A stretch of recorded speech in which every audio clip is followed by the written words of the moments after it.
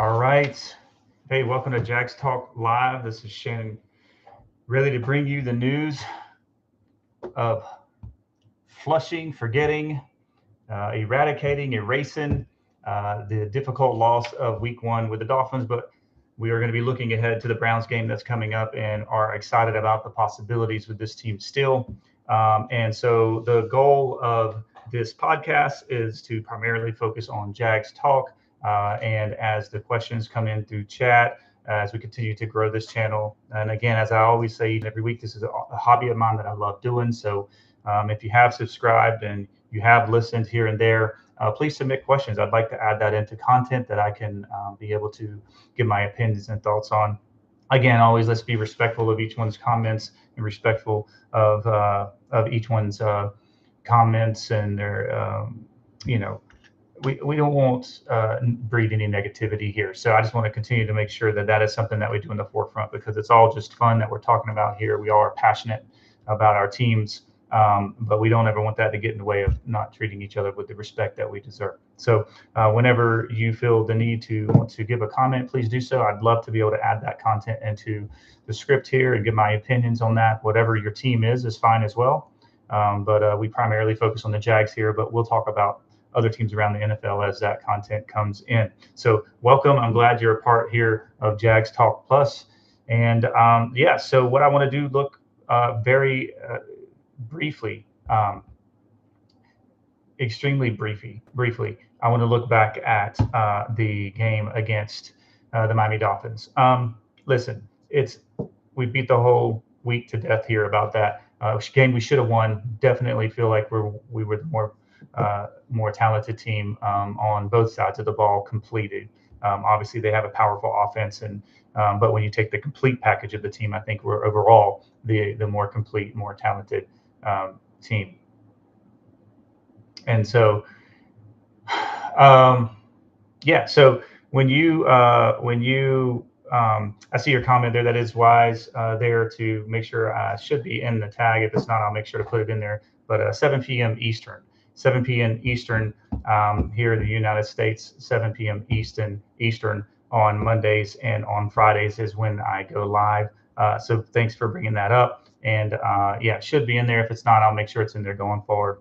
But again, appreciate that. And we'll make sure that is the case as we move forward here with Jags Talk Plus. So, hey, listen, it was a tough loss. We had some difficulties. I talked about that in the prior episodes about what had been, what my opinions were and what we felt had went wrong there. Hey, listen, it's a new week. It's over. It's time to move forward.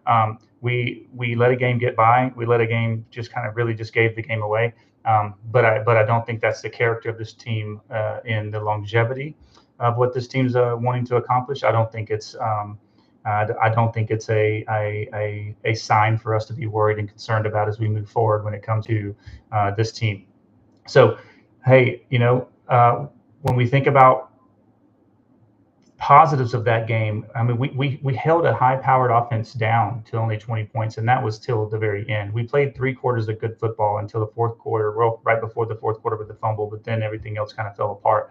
But overall, you see the possibilities that our team can offer, and that's what we got to hold on here as we move forward. And I do believe that Doug will and the team will bounce back from that, as I do think we're too talented of a team to be able to fall into that trap week after week. Now, if it happens again and then again, then okay, so we're going to have some serious mental issues there. Then that might be creeping into the group. But I do think we have some strong vets there as well, and those vets will be able to hold this team together. So. Anyway, so that was just a quick look back. I don't want to stay there too long. We lost it, and I thought it was going to be a difficult one. I picked us to lose that game just because of it being at their house. But really, we could have definitely won that game. Now, let's look ahead. We got the Cleveland Browns coming to town. Thank goodness it's at our home. I'd like to be able to get off to a good kick at our house here in Jacksonville, Florida at Everbank Stadium. So, we got to make sure that we are not playing uptight. We need this win bad. It's way too early to say it's a must win game, but that's been talked about a lot. And I mean, I agree because I understand the perspective and the reasoning that people are saying that. But in reality of things, if we lose this game, it's not the end of the world. However, it does feel like we have to have a bounce back here, and we have to win this game for sure, because this is an important part of the schedule that I mentioned in the first episode that I predicted or was hope, I should say, not strong.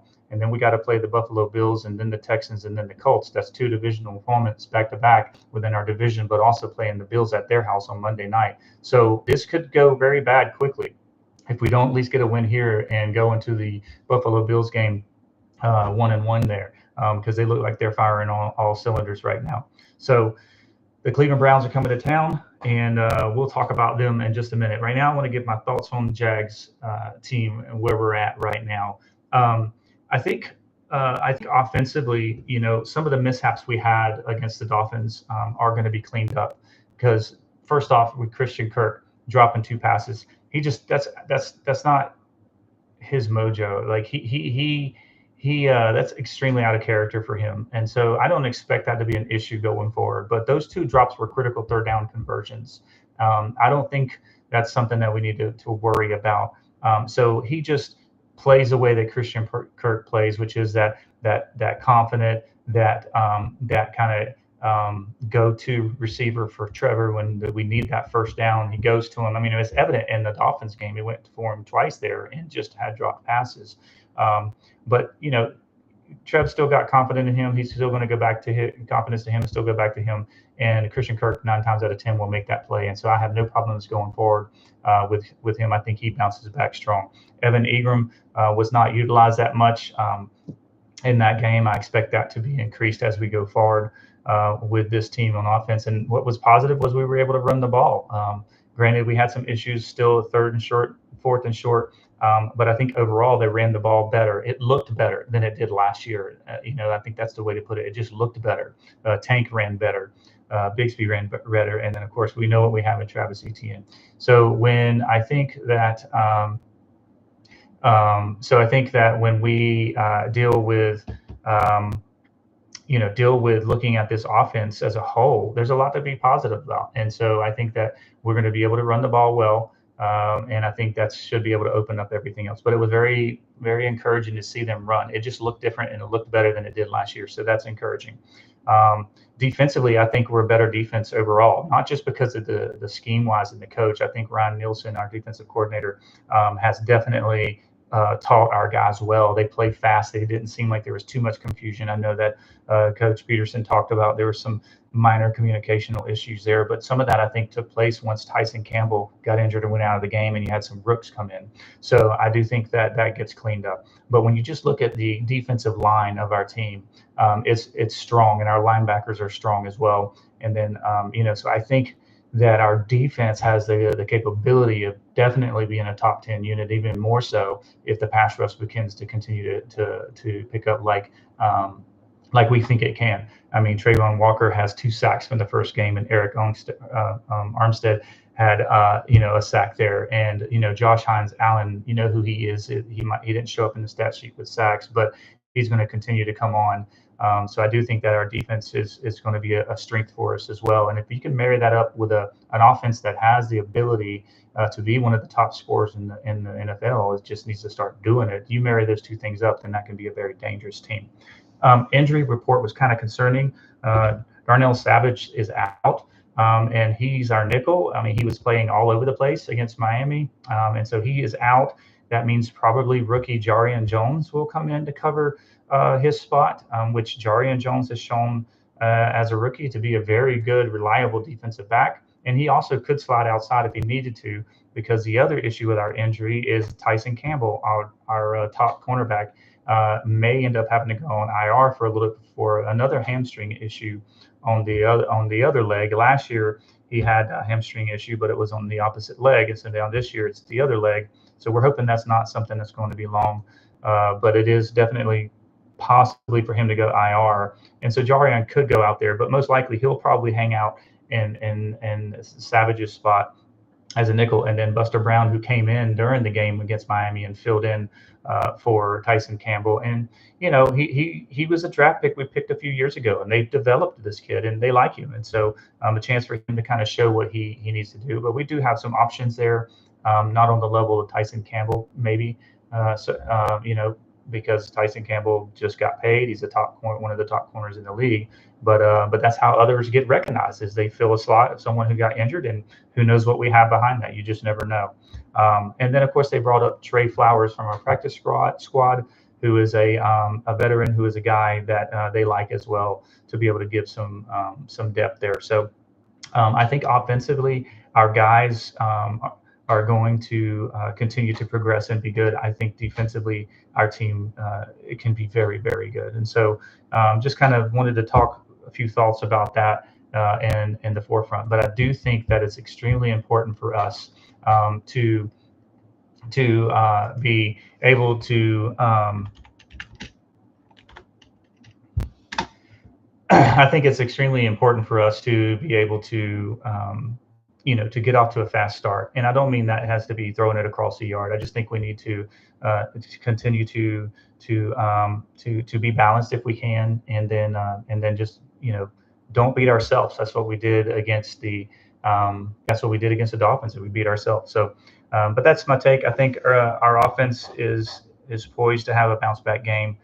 We'll see how the offensive line does. Overall, I felt like they did well. There were some issues there. Obviously, Anton Harrison, our right tackle, who we expected and we know to be really good, did not have a good game. Cam Robinson, our left tackle, was reported through articles that I read that he did okay, and he's better than okay. So hopefully he takes a step forward as well. He was a little dinged up, but we'll see how he is able to go for the game. Yeah, so let me get my thoughts on the Browns team. Obviously, this is Deshaun Watson's team. They're bringing Deshaun Watson back to Everbank. He hasn't been there since 2020 when he played for the Texans, as far as like started an actual game. But we know what he can do, and what he's capable of is he's capable of being a very good quarterback. I don't care what happened last week, and I don't care how bad people say that he has looked, and I'm agree with them. He has not looked good at all. And I hope that continues. But at any moment, he can flip the script, because he's still got that talent. He's in the NFL for a reason, and did really well as a Texans QB for a reason. He's got a lot of baggage he's bringing with him that's going on off the field, not to mention what he's dealing with on the field as well. But still, he can be a dangerous quarterback. So we need to make sure we don't let him get going. And then, of course, the biggest issue that we're going to be dealing with is Myles Garrett, who is a phenomenal defensive end, and obviously one day will be a Hall of Famer, and is been identified as a game wrecker. And so we need to make sure that he doesn't take over the game, because he has the ability to do so. So, so I think what we need to do to this team is we need to not give them any hope.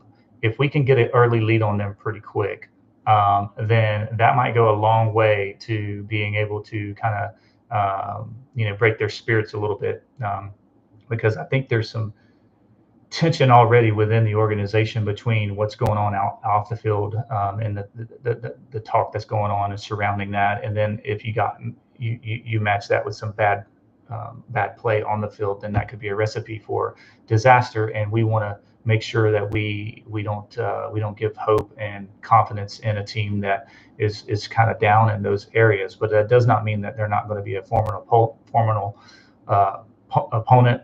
Their defense is extremely hard and awesome and fast, and they are an elite defense. I mean, they really are. They held Dallas last week. What the issue there was turnovers and other issues with the offensive line. Couldn't allow anything for Deshaun to get going, because Micah Parsons destroyed that offensive line by his moves. But I mean, we need to not give them hope.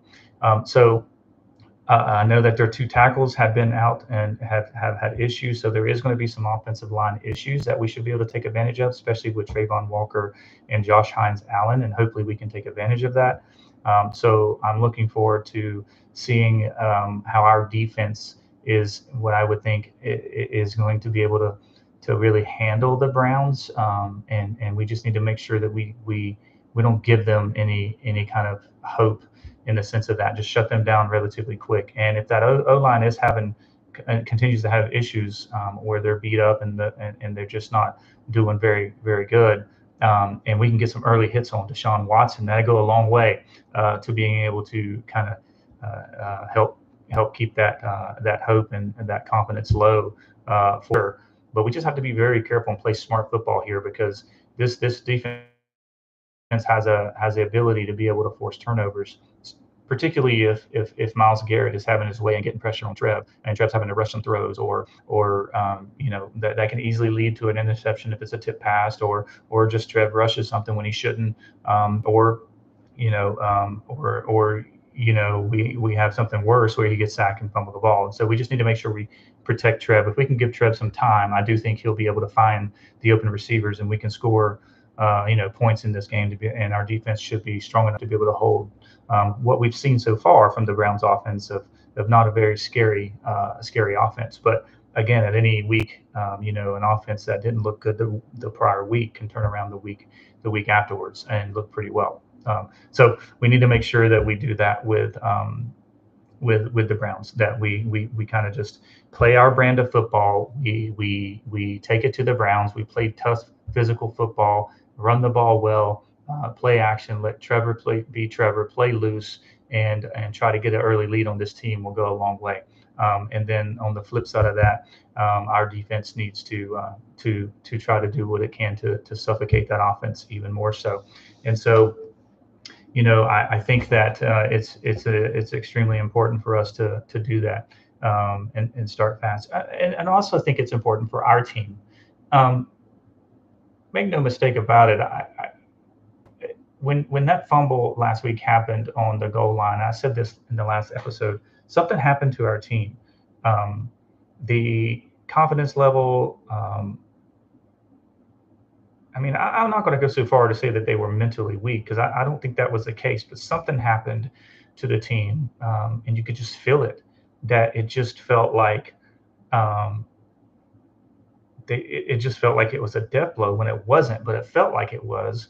And I think they played really tight to not lose the game at that point, and that ended up being obviously some other issues. So I think it'd be good for our team to see the confidence and see the trust in themselves, and that they can jump on an early lead above these Browns and play smart and play turnover free, and not find themselves in a situation of where they even let any doubt or anything creep in. Not that I think it's an issue that they have mentally. I really don't think it's something there. I just think that game, that turnover was so timely in such a negative way for us that something did happen to our team, but we still had the chance to go out and win that game, and we didn't. So we got to fix that, find that out. But anyway, if you're watching, you have a question or an opinion, or you need to think about one of these things I've mentioned, or maybe you have a team that you're watching, or one of your favorite teams or whatever. I do know enough of other teams to just kind of have surface level talk about them. But yeah, man, I just wanted to talk just briefly about that, because I do think that I do think our team, the Jags, are a better team than the Browns overall. But we got to show them, and we got to show them that, and we have to hold that to be true in the way that we're playing the game, in the way that our team is fired up.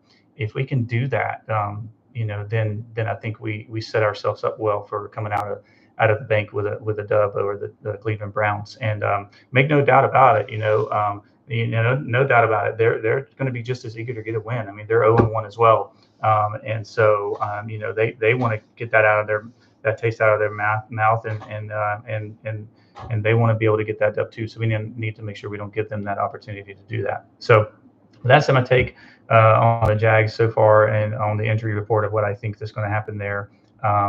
So it's going to be really interesting to see how our defense holds up with now Savage and Tyson Campbell both out of the game, and some of these younger guys step up, and we'll see what we have from depth on our team from that. I want to talk for a moment about our division, specifically AFC South. I think it's a two-horse race. I think it's the Texans and the Jags. I think the Colts are good. I think the Colts are going to win some games. I'm still not a believer in Anthony Richardson all the way. I mean, the dude is enormously talented. I just don't think that um, I just don't think he has that uh, that our quarterbacks have, uh, Trevor, and that CJ has, which can take that next step. I think Richardson seems to be one that is able to run well. Obviously, has a cannon of an arm and stuff, but he also seems like the one who will throw those interceptions at the wrong times and lose games for you. But the Colts are definitely the third best team, and that could see them squeaking in as a wild card if they get on a roll. But I do think it's a two-man race here for this division. It's the Texans and the Jags, and that's why it's incredibly important for us to get a win here against the Browns, and then see what we can do against the Bills. Because right after that, it's the Texans, and that early game against the Texans like that is going to be important when it comes down later in the year for our division. But I think it's the Jags and Texans, and to be honest, the Texans. I mean, Stephon Diggs and and Mixon, and then you have C.J. Stroud, and you have Nico Collins, you have Tank Dell. I mean, you have a very powerful offense, and their defense is not shabby either. So this team has been built really well, and really, I would say a lot of that with this team too, how it's accelerated to success, is not just because of this C.J. Stroud being a great quarterback, but it's really goes back to when the Texans really stuck it to the Browns by trading Deshaun Watson and getting him off him and getting him all those first round picks from them. Because then for the next few years they just went first round with these extra picks, and all of a sudden, go figure. Here's the Texans, right? That's what first round picks do if you hit on your picks, and they have done that. So I think it comes down to the Texans and the Jags at the end of the year for the AFC South title. I think the Colts are the third best team. The Titans, man, the Titans are just. I mean, I don't even know what they are. I mean, they're not going to have that powerful a running game anymore. Although that's going to be their focus. But Will Levis, and that was a horrible pick six he threw against the Bears. And yeah, I don't know.